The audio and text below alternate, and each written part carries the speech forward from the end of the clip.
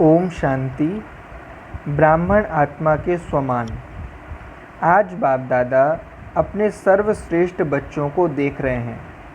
विश्व की तमोगुणी अपवित्र आत्माओं के अंतर में कितनी श्रेष्ठ आत्माएं हैं। दुनिया में सर्व आत्माएं पुकारने वाली हैं, भटकने वाली अप्राप्त आत्माएं हैं।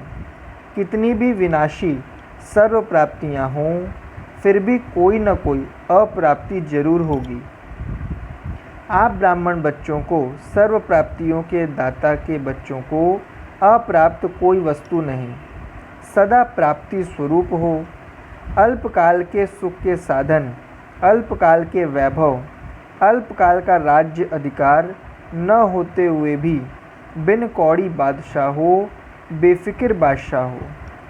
माया जीत, प्रकृति जीत, स्वराज्य अधिकारी हो। सदा ईश्वरीय पालना में पलने वाले, खुशी के झूले में, अतीन्द्रिय सुख के झूले में झूलने वाले हो। विनाशी संपत्ति के बजाय अविनाशी संपत्तिवान हो। रत्न जड़ित ताज नहीं, लेकिन परमात्म बाप के सिर के ताज हो। रत्न जड़ित श्रृंगार नहीं, लेकिन ज्ञान रत्नों, गुणों रूपी रत्नों के श्रृंगार से सदा श्रृंगारे हुए हो। कितना भी बड़ा विनाशी सर्वश्रेष्ठ हीरा हो, मूल्यवान हो, लेकिन एक ज्ञान के रत्न, गुण के रत्न के आगे उनकी क्या वैल्यू है। इन रत्नों के आगे वह पत्थर के समान हैं, क्योंकि विनाशी हैं। 9 लखे हार के आगे भी आप स्वयं बाप के गले का हार बन गए हो। प्रभु के गले के हार के आगे 9 लाख कहो व 9 पदम कहो, वह अनगिनत पदम के मूल्य का हार भी कुछ नहीं है।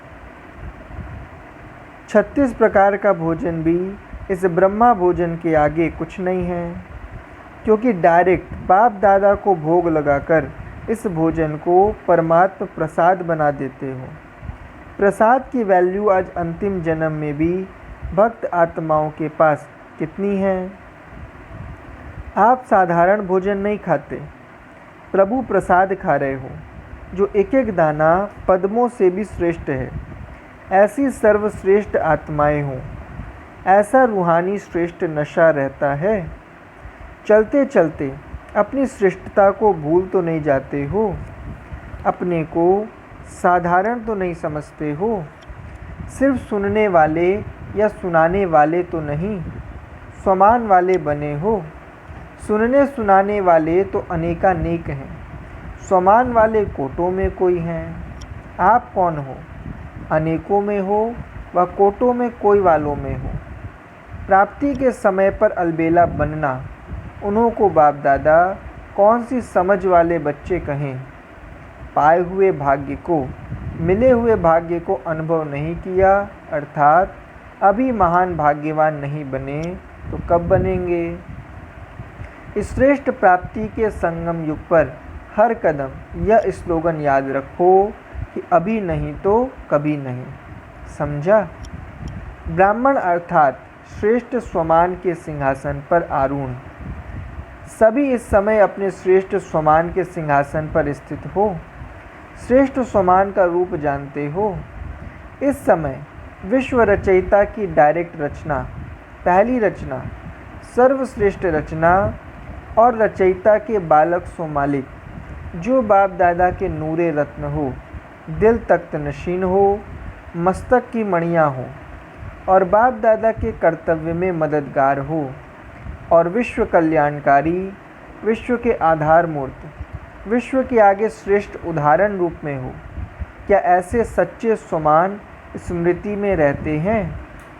सदा स्वमान के सिंहासन पर स्थित रहते हो या सिंहासन पर टिक नहीं पाते हो? नामी सिंहासन, इसका अर्थ क्या हुआ? इस पर कौन स्थित हो सकता है? सर्वशक्ति संपन्न ही इस आसन पर अर्थात स्थिति में स्थित हो सकता है। सिंह अर्थात शेर या शेरनी, अगर सिंह नहीं बने हो तो आसन पर स्थित नहीं हो सकते हो। सिंहासन किसके लिए है?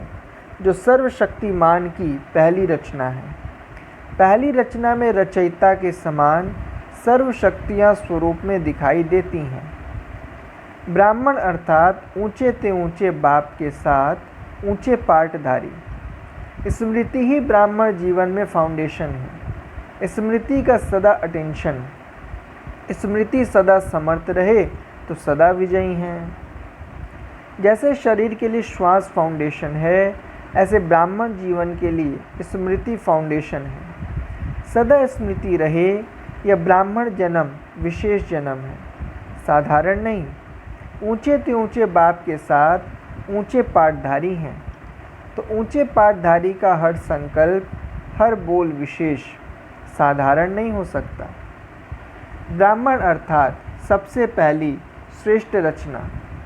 सबसे पहली श्रेष्ठ रचना आप ब्राह्मण श्रेष्ठ आत्माएं हो, इसलिए सर्व रचना से प्रिय हो। ब्रह्मा द्वारा ऊंचे ते ऊंची रचना, मुख वंशावली, महान आत्माएं ब्राह्मण आत्माएं हो। देवताओं से भी श्रेष्ठ ब्राह्मण आत्माएं गाई हुई हैं। ब्राह्मणी फरिश्ता सो देवता बनते हैं, लेकिन ब्राह्मण जीवन आदि पिता द्वारा संगम युगी आदि जीवन है। आदि संगमवासी ज्ञान स्वरूप त्रिकालदर्शी त्रिनेत्री ब्राह्मण आत्माएं हैं। साकार सृष्टि पर इस साकारी नेत्रों द्वारा दोनों बाप को देखना, उनके साथ खाना पीना, चलना बोलना, सुनना, हर चरित्र का अनुभव करना, विचित्र को चित्र से देखना, यह श्रेष्ठ भाग्य ब्राह्मण जीवन का है। ब्राह्मण अर्थात विधाता, वरदाता, विधि विधाता। आप विधाता, वरदाता, विधि विधाता, सर्वश्रेष्ठ आत्माएं हो। हर एक के श्रेष्ठ मत रूपी हाथों में स्वर्ग के स्वराज्य का गोला है।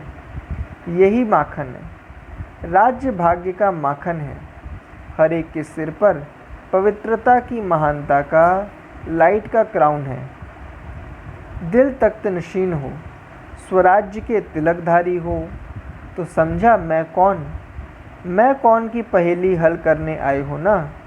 पहले दिन का पाठ यह पढ़ा ना, मैं कौन, मैं यह नहीं हूँ और मैं यह हूँ। इसी में ही सारा ज्ञान सागर का ज्ञान समाया हुआ है। यही रूहानी नशा सदा साथ रहे। इतनी श्रेष्ठ आत्माएं हो, इतनी महान हो। हर कदम, हर संकल्प, हर कर्म यादगार बन रहा है, विधान बन रहा है। इसी श्रेष्ठ स्मृति से उठाओ। सारे विश्व की नज़र आप आत्माओं की तरफ है। जो मैं करूँगा वो विश्व के लिए विधान और यादगार बनेगा। मैं हलचल में आऊँगी तो दुनिया हलचल में आएगी। मैं संतुष्टता प्रसन्नता में रहूँगी तो दुनिया संतुष्ट और प्रसन्न बनेगी। इतनी जिम्मेवारी हर विश्व नव निर्माण के निमित्त आत्माओं की है, लेकिन जितनी बड़ी है उतनी हल्की है, क्योंकि सर्वशक्तिवान बाप साथ है। ब्राह्मण अर्थात मुरली के पीछे मस्त होने वाले, देह की सुध-बुध भूलने वाले। आज मुरलीधर बाप अपने मुरली के स्नेही बच्चों को देख रहे हैं कि कितना मुरलीधर बाप से स्नेह है और कितना मुरली से स्नेह है। मुरली के पीछे कैसे मस्त हो जाते हैं। अपनी देह की सुध-बुध भूल देही बन वे देही बाप से सुनते हैं। जरा भी देहधारी स्मृति की सुध-बुध नहीं। इस विधि से मस्त हो कैसे खुशी में नाचते, नशे में रहते हैं। स्वयं को भाग्य विधाता बाप के सम्मुख पद्मा पदम भाग्यवान समझ रूहानी नशे में रहते हैं। जैसे जैसे यह रूहानी नशा मुरलीधर की मुरली का नशा चढ़ जाता है, तो अपने कुछ धरनी और देह से ऊपर उड़ता हुआ अनुभव करते हैं। मुरली की तान से अर्थात मुरली के साज और राज से मुरलीधर बाप के साथ अनेक अनुभवों में चलते जाते। कभी मूल वतन, कभी सूक्ष्म वतन में चले जाते, कभी अपने राज्य में चले जाते, कभी लाइट हाउस माइट हाउस बन इस दुखी अशांत संसार की आत्माओं को सुख शांति की किरणें देते। रोज़ तीनों लोकों की सैर करते हैं। किसके साथ? मुरलीधर बाप के साथ। मुरली सुन सुन अतीन्द्रिय सुख के झूले में झूलते हैं। मुरलीधर की मुरली के साज से अविनाशी दुआ की दवा मिलते ही तन तंदुरुस्त मन दुरुस्त हो जाता है। मस्ती में मस्त हो बेपरवाह बादशाह बन जाते हैं। बेगमपुर के बादशाह बन जाते हैं। स्वराज्य अधिकारी बन जाते हैं। अच्छा, ओम शांति।